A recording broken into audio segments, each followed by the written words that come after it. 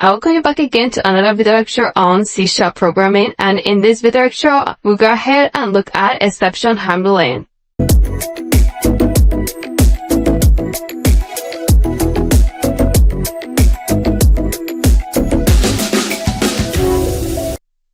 So let's assume that we insert a number and go ahead and put in 6, another number, 3, and the result is equal to 2. So what if you say insert a number 6 and a user goes on and put in 0 as another number? You can see that you cannot divide 6 by 0. With 0, can you see that?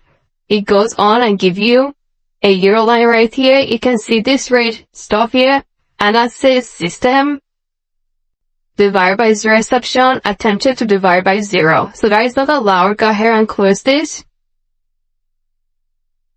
Okay. So go ahead and close that. Now, what if you run this code one more time and instead insert a number 6 and the divisor is hash and insert a number and hit, you can see an error occur. The error is on the second line here. It throws an error. It says format exception.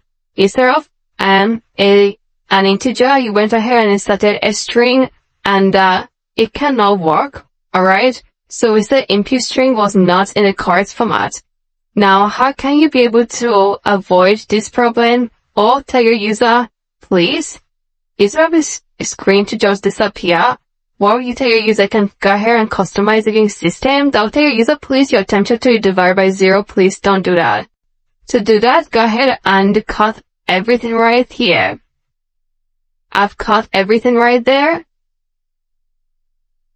Now, what you need to do is go ahead and use what is called try catch. Go ahead and use what is called try catch. And in this catch, remember we are going to deal with 2. Let me go ahead and just choose 2 of them at the same time. Now the first catch is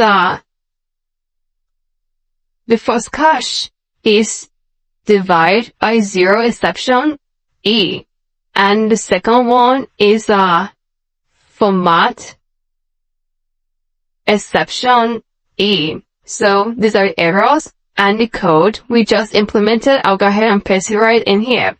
So anything that is not within this range will go on and be cached right inside this block. So this try block, we have also to implement the code if everything goes on well. But if nothing goes on well, the cache exception, that is the divide by 0 exception, we hold that. Without writing anything inside there, let's go ahead and implement this code and understand it one by one. So go ahead and instead first number is 5 and second number is 0 and hit enter. You see, the screen was there, but no message. And it's not proper. Close that. Run this code one more time. Let's go ahead and check it for the format. And let's say 7 and divide by U. You see, the cache block for the format text also hold this. It didn't disappear. But that is not the proper way. You can go ahead and write in something right in there. Let's go ahead and say console dot write line and go ahead and say E dot message. And go ahead and place semicolon at end. And the same way inside format, go ahead and say console dot